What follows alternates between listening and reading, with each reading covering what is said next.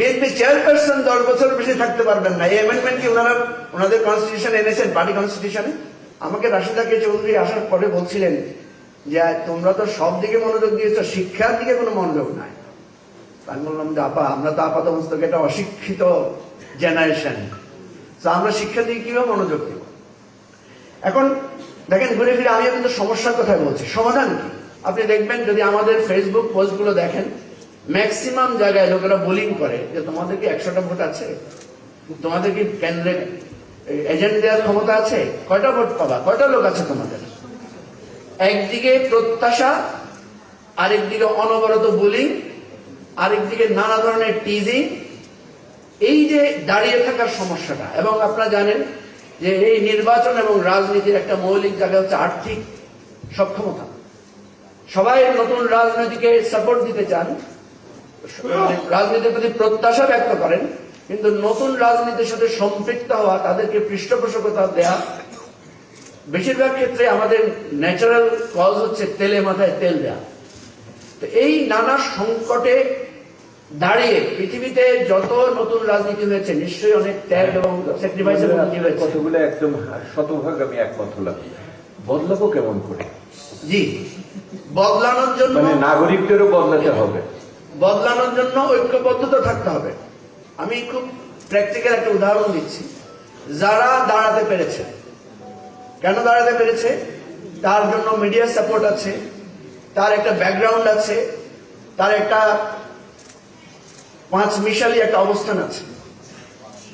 কিন্তু আপনি দেখেন, এখানে মনীষা আছে, মনীষা তো ফাইট করেছে অনেকদিন থেকে, কিন্তু মনীষার ক্ষেত্রে কি সেই সাপোর্টটা, সেই পরিস্থিতিটা, সেটা কি তৈরি হয়েছে? হয় নাই। সো আমি যেটা বলছি, আজকে আমরা নানা ধরনের সমস্যা তুলে আনতে, আমরা যখনই কোনো আলোচনায় বসে শুধু সমস্যা নিয়ে আলোচনা করি, কিন্তু সমাধানের পথটা কি? আমি এখানে যে ভোট দিয়েছি, সেখানে আমি লিখেছি নতুন সরকারের কাছে একটাই প্রত্যাশা, সেটা হচ্ছে সুশাসন। আপনারা তো অনেক সমস্যার কথা বলেছেন, কারণ একটা রাজনৈতিক দল যদি সুশাসন দিতে না পারে, সুশাসন যদি নিশ্চিত করতে পারে, তাহলে অনেক সমস্যার সমাধান হয়ে যায়। এখন সুশাসন কিভাবে নিশ্চিত করবে? আমি যখন প্রথম নির্বাচনী প্রেস কনফারেন্স করেছি আমার জেলা শহরে, তখন আমাকে সবাই বলছে আপনি কি করবেন বলেন, প্রতিশ্রুতি দেন। আমি বলছি যে আমি কি করব না সেই প্রতিশ্রুতি দিতে পারি। তো প্রথমে আমি বলেছি যে আমি ডিসি, এসপি, জাজ, ওসি, ইএনও এদের কাজ আমি করব না। সবাই এটা অর্থ বুঝতে পারছে না, তার মানে কি? আমাদের রাষ্ট্র কাঠামোতে উন্নয়নের কার্যক্রম করার জন্য রাষ্ট্রীয় কাঠামো ব্যবস্থাপনা আছে না, বরাদ্দ আছে না, বাজেট আছে না? আমি তো দেখি যা বাজেট আছে, রাস্তার জন্য যে বাজেট আছে, এটা যদি সুন্দরভাবে প্রয়োগ হয়, তাহলে রাস্তাঘাট, স্কুলগুলো যথেষ্ট তারা গ্র্যান্ট পায়।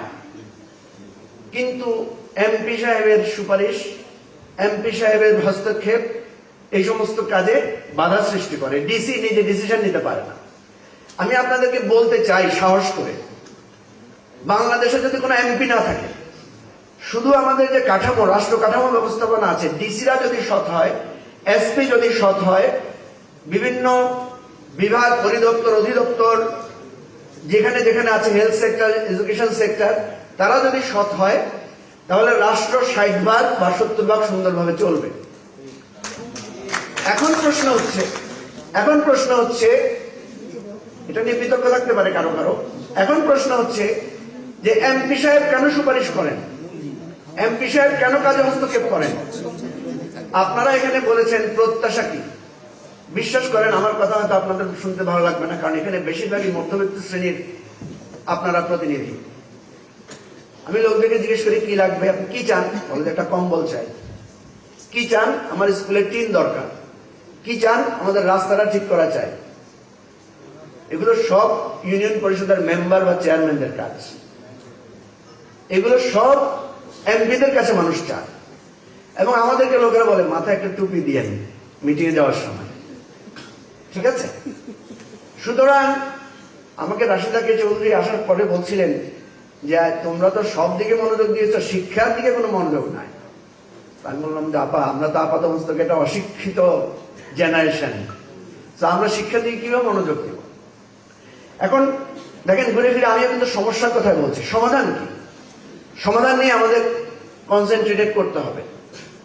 প্রথমত যেই কথাটা সুব্রত চৌধুরীর কাছে আমি বা দাদা প্রশ্ন করেছেন, আমরা রাজনৈতিক দলগুলো সংস্কার করেছি কিনা। দেখেন, আমরা বলেছি প্রধানমন্ত্রী 10 বছরের বেশি থাকতে পারবেন না। এটার ব্যাপারে আমাদের মধ্যে একটা জেনারেল কনসেনসাস তৈরি হয়েছে, বিএনপিও পরে একমত হয়েছে। আচ্ছা ঠিক আছে, বিএনপি বলেছিল পর 2বার। আচ্ছা, এখন বিএনপি চেয়ারপারসন 10 বছর বেশি থাকতে পারবেন না। এই অ্যামেন্ডমেন্ট কি ওনারা ওনাদের কনস্টিটিউশনে এনেছেন, পার্টি কনস্টিটিউশনে বা গণফোরামকে এনেছেন? আপনি দেখবেন এনসিপি এবং এবি পার্টি, আমরা যখন কনস্টিটিউশন প্রণয়ন করি তখন আমরা এটা করেছি যে আমাদের দলের যিনি প্রেসিডেন্ট বা সেক্রেটারি, ওনারা 2 or 3 কনজিকিউটিভ টার্মের বেশি কেউ এটা এক্সিস্ট করতে পারবে না, তাকে চেঞ্জ করতে হবে। আমরা আমাদের পার্টি কনস্টিটিউশনে লিখেছি যে প্রধানমন্ত্রী এবং দলের প্রধান এক ব্যক্তি হতে পারবেন না। এটা কিন্তু আমরা রাষ্ট্রীয় প্রস্তাব করেছি। তাহলে রাষ্ট্র এবং পলিটিক্যাল পার্টি যদি প্যারালালি নিজেদের রিফর্ম ইস্যুগুলোকে অ্যাকোমোডেট না করে, তাহলে রাষ্ট্র কখনো সংস্কার হবে না এবং সেটা একটা ম্যানিপুলেটেড সংস্কার হবে। অর্থাৎ সংস্কারকেও আবার নানাভাবে ডাইভার্ট করার চেষ্টা করা হবে। তো আমার যেটা বলি যে এই যে মানুষ স্কুলের টিন চায়, এই যে কম্বল চায়, এই যে তার এখন চিকিৎসার খরচ চায়, মেয়ের বিয়ের টাকা চায়, এটাকেই সে মনে করে সংস্কার বা সাহায্য। এটাকে অ্যাকোমোডেট করতে হবে, এটাকে অবহেলা করা যাবে না। আমাদের দেশের এই যে বস্তিবাসী, ওই যে দেখলেন একজন ভাই বলেছেন যে তার বাড়ি পুড়ে গেছে, সে ওই যে বলে না যে আমি সংবিধান বুঝি না, আমি মানচিত্র বুঝি না, ক্ষুধার রাজ্যে পৃথিবী গদ্যময়, বা ভাত দেহারামজাদা, নাইলে মানচিত্র চিবিয়ে খাবো বা মানচিত্র খাবো। এই সংকটময় রাষ্ট্রে আমরা যেভাবে তাত্ত্বিক পর্যালোচনাগুলো করছি, সেই সাথে সাথে আপনি যদি রাস্তার ওই ফুটপাতের মানুষগুলোকে সংস্কার না করেন, তাদেরকে সরানোর পুনর্বাসনের ব্যবস্থা না করেন, তাহলে আপনি যতই করেন কোনো লাভ হবে না। একদিন এই রাস্তার লোকগুলো জেগে আপনার আমার গুলশান বনানী আক্রমণ করবে। কেন করবে জানেন? কারণ ওরা জানে যে আমরা গাড়ির জানালা বন্ধ করে যে ধোঁয়াটা নির্গত করছি, সেই ধোঁয়াটা সরাসরি এফেক্ট করছে তাকে। সে কিন্তু এটা জানে না। যদি এই 30-40 লক্ষ লোক একদিন বুঝতে পারে যে এরা জানালা বন্ধ করে দিয়ে যে জ্বালানির যে ছাই বা ভস্ম আমাদেরকে দিয়ে যাচ্ছে, তাদের দ্বারা আমরা এফেক্টেড হচ্ছি, সেদিন সংঘবদ্ধভাবে কিন্তু আমাদের সবগুলো দালান গুড়িয়ে দিতে তাদের আধা ঘন্টার বেশি সময় লাগবে না। সুতরাং আমাদের সংস্কারের জায়গাটা, রাষ্ট্রের পরিবর্তনের জায়গাটা সমন্বিতভাবে লাগবে। আমরা যখন রাজনৈতিক ক্যাম্পেইন করতে গিয়েছিলাম তখন অনেকে প্রশ্ন করেছিলাম যে আপনার ট্যাক্স দেন কারা কারা। 70% লোক জানে না সে যে ইনডাইরেক্টলি ট্যাক্স দেয় রাষ্ট্র। 2জন লোককে যখন আমরা বুঝিয়েছি যে আপনি ফোন ব্যবহার করেন, আপনি যে জামা পরেন, আপনি যে চশমা পরেন, আপনি যে ঘড়ি পরেন, এটার একটা পরোক্ষ ট্যাক্স রাষ্ট্র পায় এবং আপনি বছরে 2 থেকে 3 হাজার টাকা ট্যাক্স দেন। এটা শোনার সাথে সাথে আমি দেখলাম তার ফেসিয়াল এক্সপ্রেশন, তার বডি ল্যাঙ্গুয়েজ চেঞ্জ হয়ে গেছে। সে তাকে এম্পাওয়ার্ড ফিল করেছে যে আরে আমি তো রাষ্ট্রের কন্ট্রিবিউটর। সো আমরা এটা ভুলে গেলে চলবে না যে সারা জীবন এরা অস্বীকৃত থাকবে। তো রাজনৈতিক সংস্কারের একটা প্রধান কাজ হওয়া উচিত, আমরা পিপলকে শিক্ষিত করব, জনগণকে সচেতন করবো। এটা আমাদের জন্য গুরুত্বপূর্ণ। আমি শেষ করছি একটা কথা দিয়ে, যে আমি যে ক্ষমাটা চাইলাম, ক্ষমাটা কি আপনারা গ্রহণ করেছেন? আপনি কয়টা অপরাধের জন্য ক্ষমা চেয়েছেন? আপনারা গ্রহণ করেন নাই। এটাও একটা অপসংস্কার যে ক্ষমা চাইলে ক্ষমা করতে হয়, এটাই নিয়ম। আমরা মঞ্জু ভাই, এটা নির্ভর করে আপনার অপরাধের মাত্রার উপর।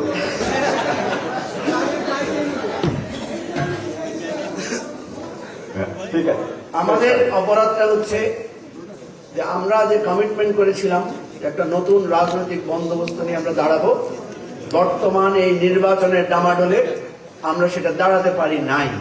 সেই ব্যর্থতার দায় আমাদের খানিকটা এই রাষ্ট্র ব্যবস্থাপনা, নির্বাচন ব্যবস্থাপনা, সেই আমাদের দায় থেকে আমরা ক্ষমা চাচ্ছি। আপনারা করলে করবেন, না করলে ইতিহাসের কাছে আমরা সেটার জন্য আনসারেবল হবো এবং লড়াই চালিয়ে যাবো। এটা আমাদের অঙ্গীকার। সবাইকে ধন্যবাদ। আসসালামু আলাইকুম।